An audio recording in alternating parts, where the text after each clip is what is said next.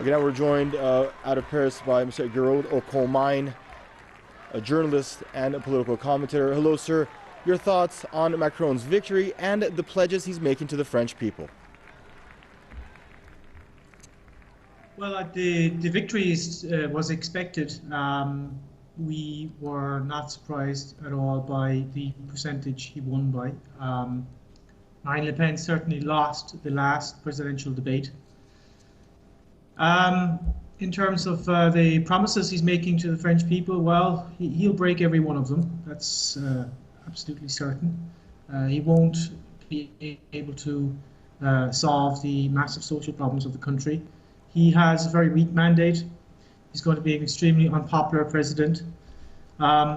He is somebody who's never really had an idea in his life. He's essentially a functionary of the Rothschild Bank. He was a creation of the Hollande administration, of major French economic thinkers such as Jacques Attali. He's a former protege of Jacques Attali. And he will implement the program of austerity. He will destroy what's left of French sovereignty.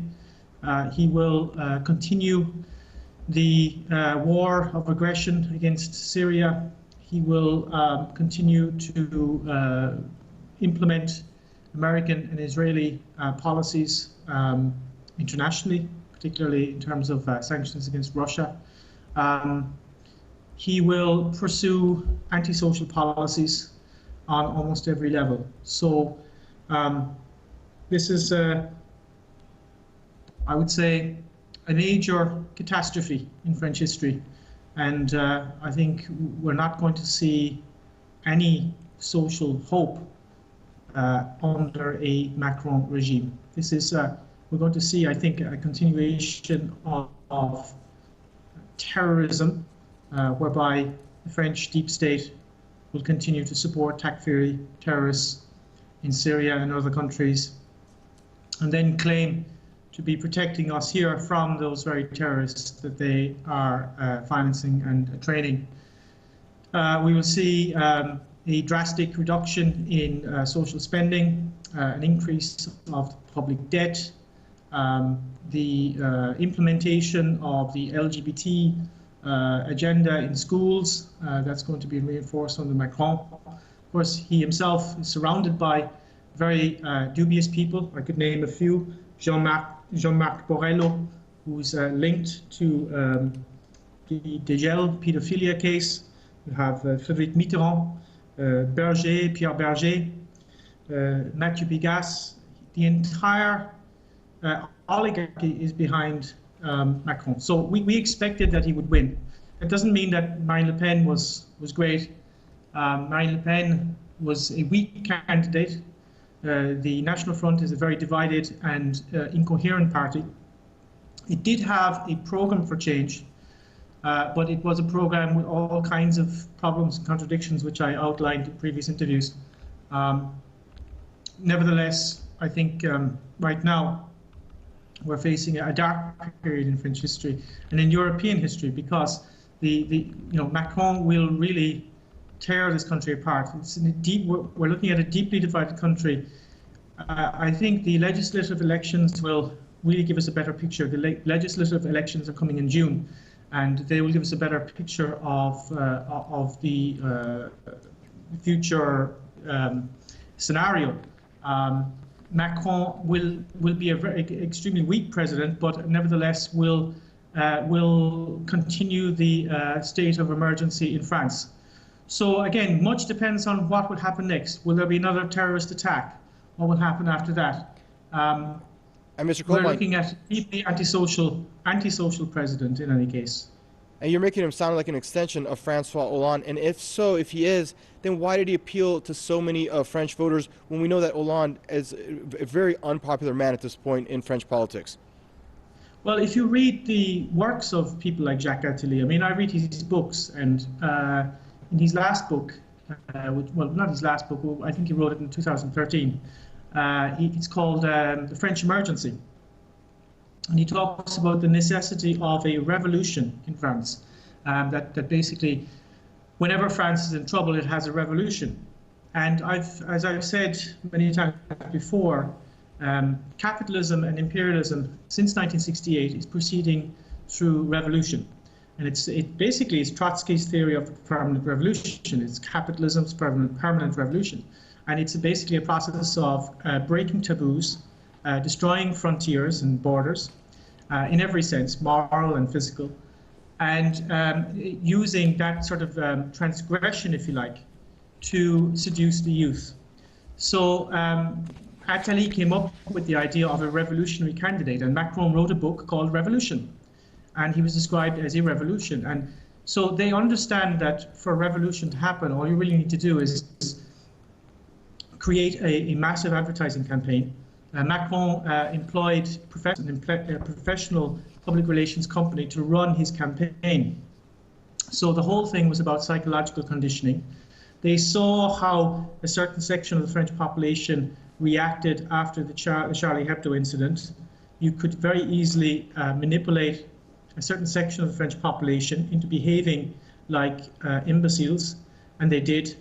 And they said, well, okay, let's create a revolutionary candidate. He's young, he's 38, he's 39. His wife is 25 years older. She had an affair with him when he was 15. It's a technically, legally, statutory rape. So he's married to, you could say, a pedophile. And that's breaking a taboo. So he has all these sort of things that appeal to a very, I would say, very badly educated youth. Gearóid, we're running out of time. Know how to manipulate. We don't have a lot of time. I want you to address a couple of things for me before we go, though. He said that he's gonna win over in the next few years that come. The 37% that are voting, according to him, quote, gave the voting for the extreme right. He says he's going to win them over, and I want to know. I'm going to ask you, how does he plan on doing that? Yeah, well, the extreme right is Macron. Let's be clear about what the extreme right is. The extreme right is the president we have. The National Front is basically a left nationalist party, but it doesn't have a very clear ideology. So the language of the extreme is essentially what we're looking at. It's Macron, it's the current regime. But what this election has shown is that the National Front isn't an alternative. It isn't a viable alternative to this system. And as I said earlier, there were other candidates like François Asselineau, who would have constituted a very, very credible alternative. So I think that the Front National is going to be in big trouble. They're going to have to really recreate themselves, or maybe we'll see another party emerge. I mean, the positive thing about this is that there may be a possibility now of some of the people who voted for Mélenchon and the people who voted for Marine Le Pen to join together to resolve their ideological differences and to create a new, genuinely popular party to defeat this imperialist system. And that's what I hope to see in the coming years. And do you have any hopes of him addressing the, plaguing austerity that's rocking the nation? Yeah, no, I mean, look, the austerity, the foreign wars disguised as humanitarian interventions, the deeply antisocial policies. This is catastrophic. I mean, with Macron, I think we're heading into a situation of civil war, not just in France, but throughout Europe. I don't see, an oligarchy can't really rule forever because a tiny minority cannot rule over a majority. This man is going to be an extremely unpopular president. So I really think that we do need to see all of the people who voted for Marine Le Pen and Mélenchon sort of getting together and forming a new movement to overthrow this system. Because I think what this election has shown is that really none of the mainstream parties who are genuinely against NATO, genuinely against the emerging tyrannical order that we're seeing, are capable of reaching the masses. But there is a huge underground dissident movement in France, and I'm hopeful that that will grow under Macron and eventually manage to resolve those problems that I just mentioned. And can he be compared to a Donald Trump in the U.S.? Because we know that aside from being economy minister, he has relatively very little experience. A lot of people call him a novice in politics, much like Trump himself.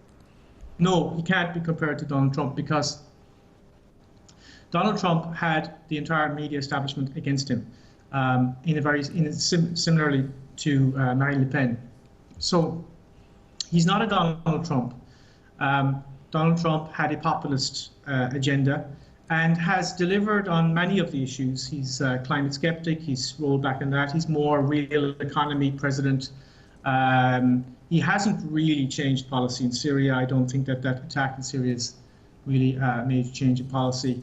Trump is still an unpredictable president. Macron is going to be sort of a synthesis of Sarkozy and Hollande.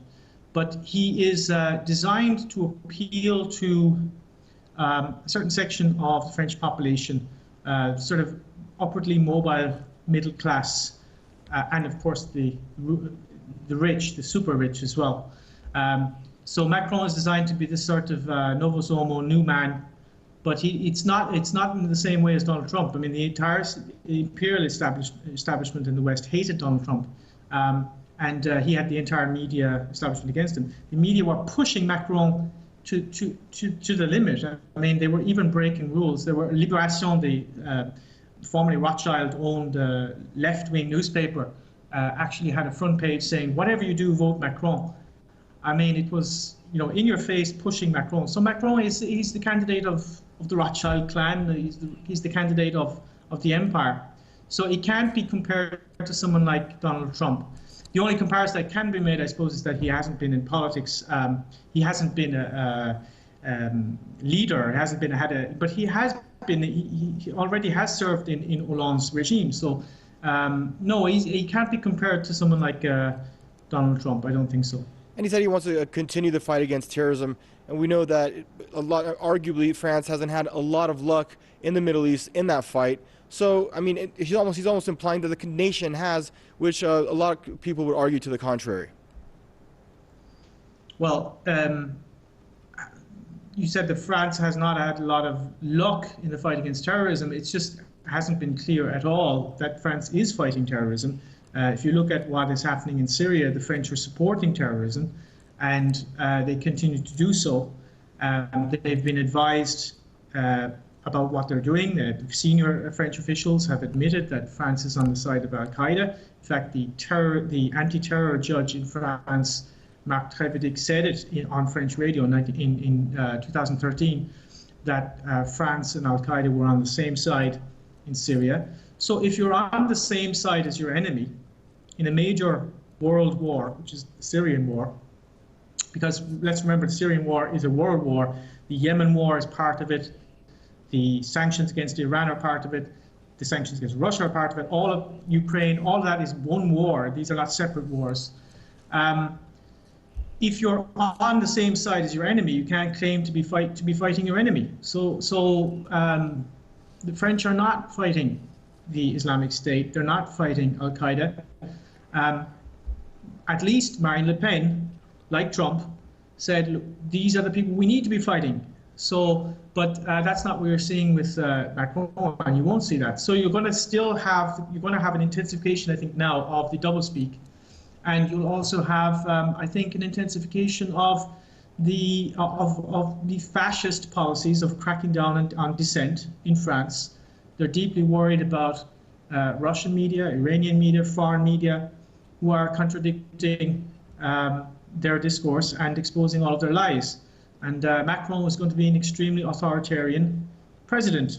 And that's what we're going to see. So we're going to see a real intensification of struggle for democracy in France under this regime. Gearóid, thank you for joining us, and thank you for your contribution to our extended coverage with respect to the French elections. Emmanuel Macron, the winner, your new president of France. That was Mr. Gearóid Ó Colmáin, journalist and political analyst, joining us out of Paris.